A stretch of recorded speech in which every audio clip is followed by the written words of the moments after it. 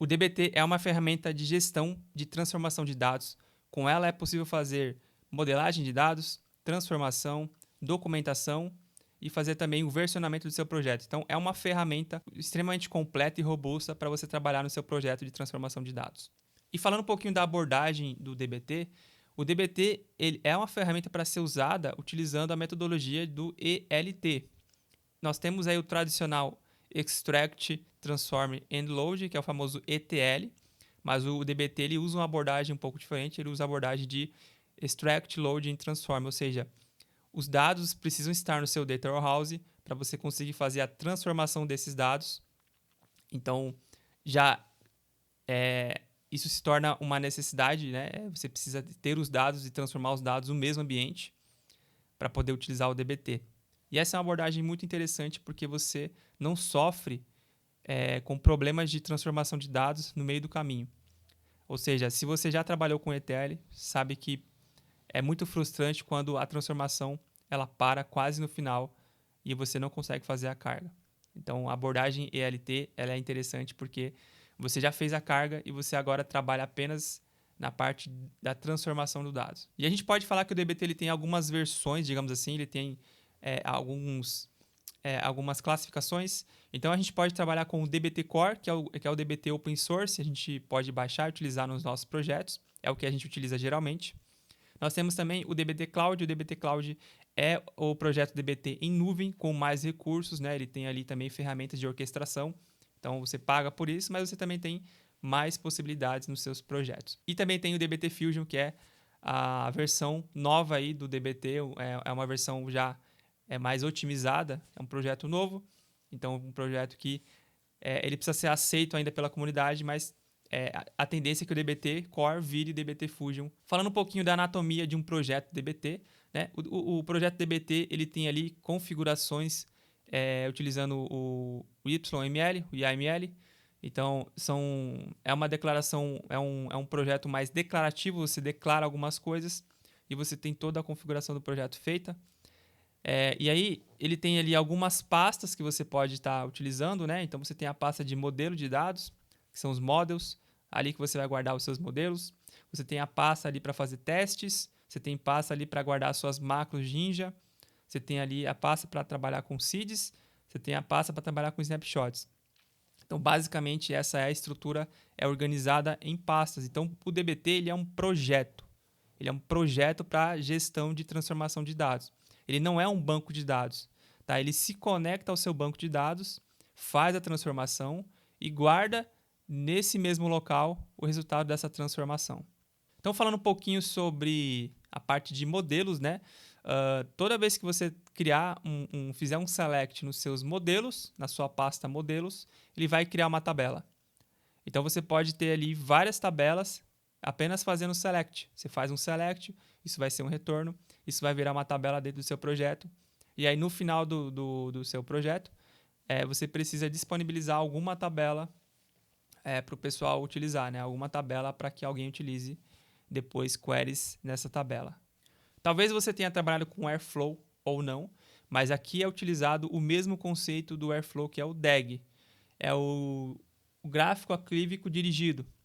Então, esse conceito de DAG ele também é utilizado aqui no DBT, utilizando ali as tagzinhas de ref e source. Utilizando as tagzinhas de ref e source, você consegue controlar, né, utilizar o recurso de DAG, e aí você não precisa se preocupar com as dependências. Então, as dependências do seu projeto, ou seja, se você tiver 10 tabelas, você não precisa se preocupar em executar em ordem. O próprio conceito de DAG vai resolver esse problema para a gente. E se você precisar cuspir uma tabela no final, você vai precisar apenas rodar essa tabela final indicando com mais ali as dependências dessa tabela e isso vai ser resolvido. Então, como eu falei, né, o DBT ele cria ali tabelas, mas não necessariamente só tabelas. Eu posso criar também views, eu posso criar tabelas, eu posso trabalhar com um modelo incremental e eu posso trabalhar também com o modelo ephemeral. Então, o mais diferente ali de todos é o ephemeral. O ephemeral é basicamente uma tabela temporária que só existe em tempo de execução no DBT. Uma forma muito interessante de trabalhar com o DBT é utilizando, né, os dados no modelo incremental. Sempre você vai ter ali vantagens de utilizar modelos incrementais, porém, né, a gestão, né, a manutenção disso é muito mais complexa, aumenta a complexidade, porém você tem um ganho ali de processamento e recurso financeiro também, utilizando ali os dados incrementais, tá? Então, a implementação, ela tem essa carinha aqui que vocês estão vendo.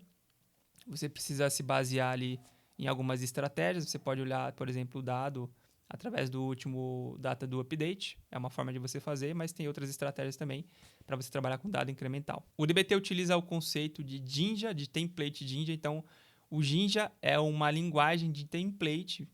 É uma linguagem que você utiliza, é uma camada, né, uma camada acima da sua linguagem, no caso vai ser o SQL.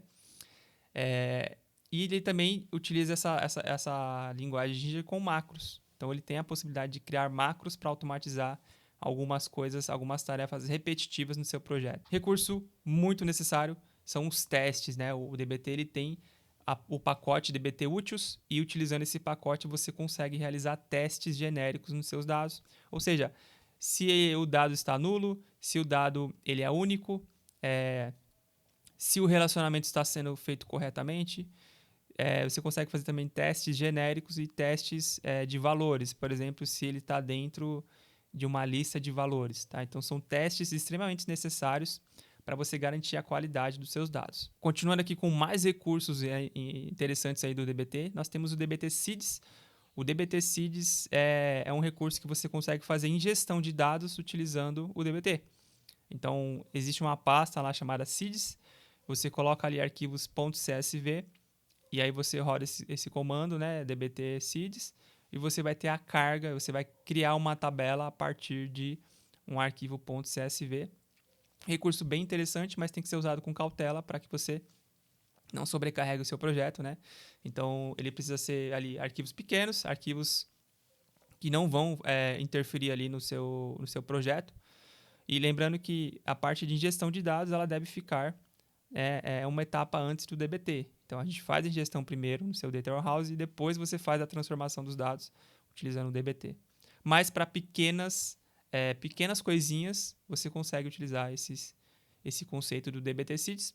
E nós temos também o DBT Snapshot. Né? O Snapshot é um baita recurso no DBT em que você consegue tirar foto dos seus dados naquele momento. Então, você consegue configurar, por exemplo, que ele rode todo dia ou de hora em hora, para você verificar se teve alterações nos seus dados.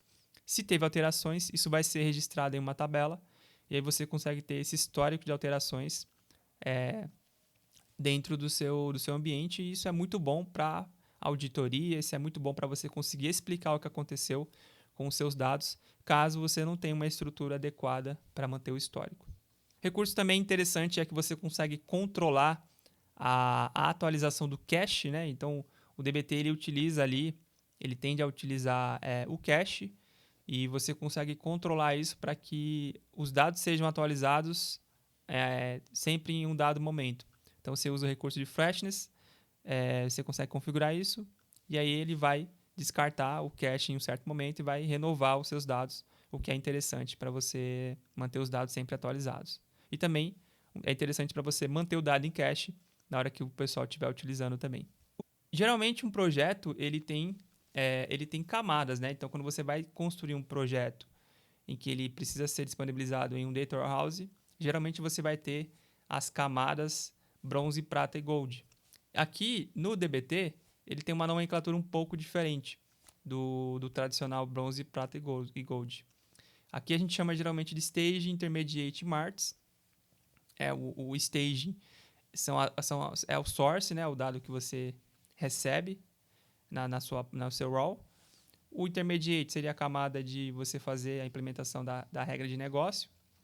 E o Mart seria as tabelas para você usar nos seus data marts, né?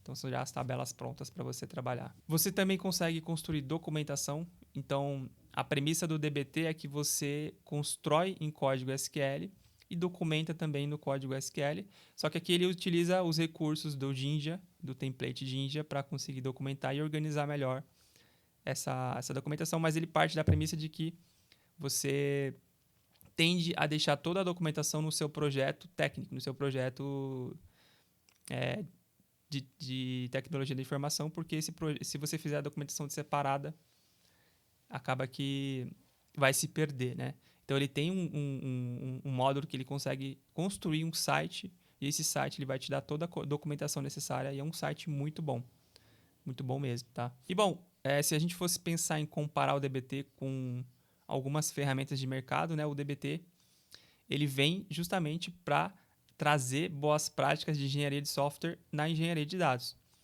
Então, ele é literalmente um projeto, né? Um projeto que organiza o seu projeto de transformação de dados, tá? Então, se você tiver alguma experiência com dados, né? Se você já usou Store Procedure, você sabe como que é. Geralmente a Store Procedure fica no banco de dados.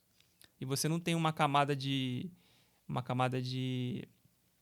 organização compartilhada. Fica no banco de dados. Então, se alguém altera aquilo, você perde o histórico. Você não sobe isso num bucket, você não sobe isso num Git e tem esse versionamento. Então, acaba que o DBT ele vem para solucionar exatamente isso. Ele faz toda a gestão desse projeto, inclusive o versionamento, para eu não precisar manter isso em um banco de dados, né, e utilizar Store Procedures que não tem essa abordagem de versionamento. E Apache, Spark e Airflow são ferramentas diferentes, né? São ferramentas que não se conectam tanto com a proposta do DBT. O DBT é a organização de projeto. Ele pode se conectar, ele pode usar o Apache, por exemplo, para fazer o processamento, né? Bom, a proposta desse vídeo foi fazer um overview sobre o Database Tools para você entender um pouco de como funciona essa ferramenta. E se você gostou do vídeo, não se esqueça de deixar o like e se inscrever no canal. Até a próxima.